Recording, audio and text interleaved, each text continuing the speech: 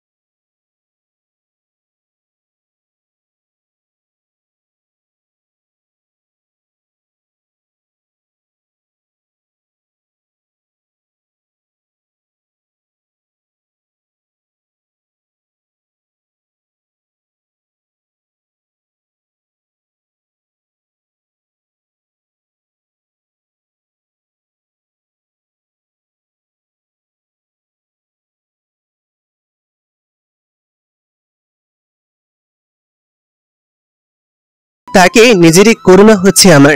মুখে হলুদ লাগানো পর্যন্ত ঠিক আছে, কিন্তু দুজন মিলে আমার সুন্দর পাঞ্জাবিতে হলুদ লাগাতে ছাড়েনি।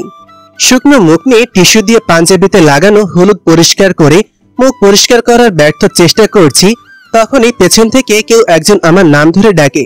প্রবাদে আছে, যেখানে বাঘের ভয় সেখানেই রাত পোহাতে হয়। যদিও এখন আমার আর বাঘের ভয় নেই, কিন্তু সামনে দাঁড়িয়ে থাকা মানুষটা বাঘ না হলেও চেঙ্গিস খান থেকে কোনো অংশে কম নয়। ষড়যন্ত্রের চরম বুদ্ধির খেলায় সে চেঙ্গিস খানের কোনো এক আত্মীয় হবে। আবার আমার নাম ধরে ডাকতেই আমি আমার সত্য ভাবনা থেকে বাস্তবে ফিরে এলাম। সামনে দাঁড়িয়ে থাকা মানুষটা আর কেউই না, যাকে এই 9 মাস থেকে এড়িয়ে চলছি সেই নিশিকে দেখেই আমার কেন জানি না মাথা গরম হয়ে যায়। ছোটকাল থেকেই আমার এই একটাই সমস্যা, যাকে পছন্দ না তার কোনো কিছুই আমার পছন্দ হয় না। না হাসি, না চেহারা, না রূপ, না কথা, সবকিছুই অসহ্য লাগে।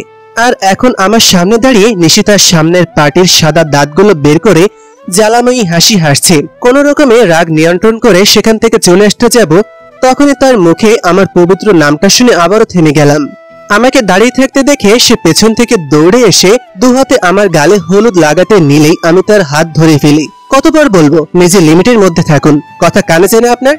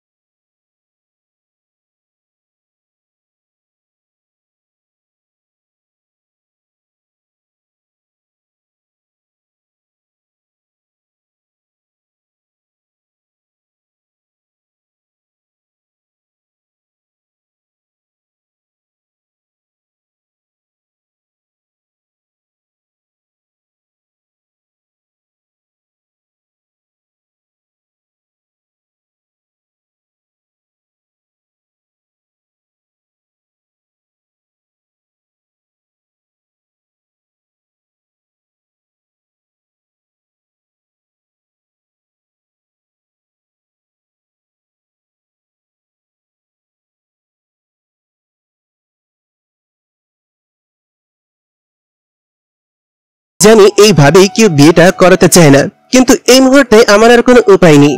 নিশির সব নাটক এক নিমিষেই বন্ধ করে দিয়ে বিয়েটা এখনই করতে হবে। কথা দিচ্ছি, পরিস্থিতি স্বাভাবিক হলে বিয়ের অনুষ্ঠানটা তোমার ইচ্ছে মতোই হবে। মেহেদিকে নিয়ে কাজী অফিসে গিয়ে বিয়ের নর্মাল ভাবেই করে ফেললাম। রেজিস্ট্রি পেপারে স্বাক্ষর করার সময় আফরার চোখে মুখে ভয় থাকলেও আমার দিকে তাকিয়ে মেয়েটা সবকিছু মেনে নেয়। এত সাদামাটা ভাবে বিয়েটা হবে সেটা আমার কল্পনাতেও ছিল না। প্রস্তুতি ছাড়াই আফরাকে আমি দ্রুত পেয়ে যাব সেটা ভাবতেও পারিনি। কিছু সময়ের মধ্যেই যেন আমার সব ভয় কেটে গেল। এতদিনের অপেক্ষারা হুট করে চলে গেল। বুকের বাম পাশে এতদিন যে ব্যথাটা হঠাৎ করে উদয় হয়ে গেল। বুকের বাম পাশের এতদিনের ব্যথাটা হঠাৎ করেই উধাও হয়ে গেল। যাবতীয় সব কাজ শেষ করে কাজী অফিস থেকে বের হলাম। মেহেদিকে চলে যেতে বলে আফরাকে নিয়ে বাড়ির উদ্দেশ্যে রওনা দিলাম। আফরাকে রিকশায় উঠিয়ে আমি পাশে বসলাম। মেয়েটা একদম জমে গেছে, বোধহয় এখনই কিছু বুঝে উঠতে পারছে না। চুপচাপ পলকহীন ভাবে রিকশার ডান দিকে তাকিয়ে আছে। এই সময় প্রতিটা মেয়েরই একটা ভরসার হাত প্রয়োজন। আফরা যখন তার চিন্তায় মগ্ন, আমি তখন নীরবে তার বাম হাতটা আলতো করে ধরলাম। কেন জানি না আজ আফরার হাত ধরতে বিন্দু পরিমাণও আমার সংকোচ হচ্ছে না, বরং তার হাতটা ধরে রাখতেই ইচ্ছে করছে। এমনটা কি তবে পবিত্র বন্ধনে আবদ্ধ হওয়ার কারণেই হচ্ছে? হয়তোবা আমিও আপনার হাত ধরাতে সে তার ভাবনা থেকে ফিরে এসে আমার দিকে প্রশ্নবোধক দৃষ্টিতে তাকায়। তার ওই কাজল আঁকা চোখ দিয়ে আমি নিজেই হারিয়ে যাই। হ্যাঁ, বারবার হারাতে চাই আমি তার ওই চোখে। তার পরনে নীল জামদানি শাড়ি, খোপা করা চুলে বেলি ফুলের মালা, গোলাপি ঠোঁট, আর আমার সাদা পাঞ্জাবি, যেন দুজন আজ বিয়ের প্রস্তুতি নিয়ে এসেছি। আপনার ওই কেঁপে ওঠা গোলাপি ঠোঁট দুইটা আমাকে বারবার সেদিকে টানছে। চোখ সরিয়ে নিলাম আমি, নিচের দিকে তাকিয়ে মুচকি হাসলাম। এত অধৈর্য হলে চলবে? আপনার তো এখন আমারই, তার উপর সম্পূর্ণ অধিকার এখন আমার। নিজের মনকে সংযত করে আপনাকে বললাম, মন খারাপ? একটু কি হবে এখন সেটাই ভাবছি। অনেক অপমান সহ্য করেছি জানেন, মানুষের হাজার কটু কথা শুনেছি। কে জানে হয়তো আরো কত কথা শুনতে হবে আমাকে। আপনার আরেকটু কাছে এসে তার হাতের 5 আঙ্গুলের ভাঁজে আমি আমার আঙ্গুল ঢুকে শক্ত করে ধরে বললাম, তুমি এখন আমার বউ, তোমার সম্পূর্ণ দায়িত্ব এখন আমার। আমার বউকে অন্য বাসার মানুষ কথা শোনাবে আর আমি চুপচাপ সেটা মেনে নেব, তুমি কি করে ভাবো? বিয়ে তোমাকে করে ফেলে রাখবো? তোমার দায়িত্ব আমি নেব না? তোমার সুখ দুঃখে কষ্ট পাবো না এমন পাষাণ অন্তত আমি নই ম্যাডাম। বিয়ে যখন তোমাকে করেছি, বিয়ের সব দায়িত্ব আমি নিভাবো। আমার বউকে কেউ কথা শোনাবে সেটা আমি হতে দেব না। যাগ্গে, বাধ্য মানুষের কথা। আমার কথাই আপরা বোধহয় লজ্জা পেয়েছে। গাল দুইটা মেকআপ ছাড়াই লাল হয়ে আছে। ফর্সা চেহারায় লাল গাল দুইটা খুব করে টানছে আমায়। মনে মনে হেসে বললাম, একটা কথা বলবো? হুম। এবার রিকশার সামনে তাকিয়ে আপনার হাতটা আমার হাতে নিয়ে মুচকি হেসে বললাম, জানো, আমার খুব ইচ্ছা ছিল কোন এক বিকালে তোমায় নিয়ে রিকশায় চড়ে সারা শহর ঘুরবো। তোমার খোলা চুল যখন বাতাসে উড়ে আমার মুখে আছড়ে পড়বে, তখন তোমার চুলের ঘ্রাণ নেব। দুজন হাতে হাত রেখে রাস্তার পর রাস্তা ঘুরে বেড়াবো। রাস্তার ধারে ফুচকার দোকান থেকে ফুচকা কিনে খাবো। তোমার যখন ফুচকা খেয়ে খুব ঝাল লাগবে, আমি তোমায় পানি এনে দেবো। ঝালে লাল হয়ে যাওয়া তোমার ওই ঠোঁট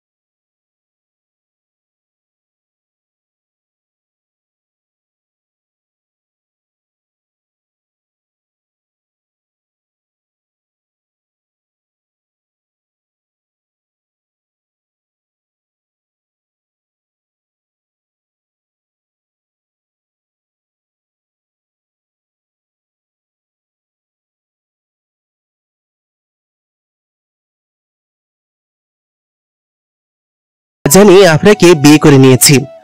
জানি তোমরা রাগ করবে আমার ওপর, কিন্তু আমার মাথায় তখন বিয়ে ছাড়া আর কোনো উপায় আসছিল না। বিয়ে করেছিস মানে?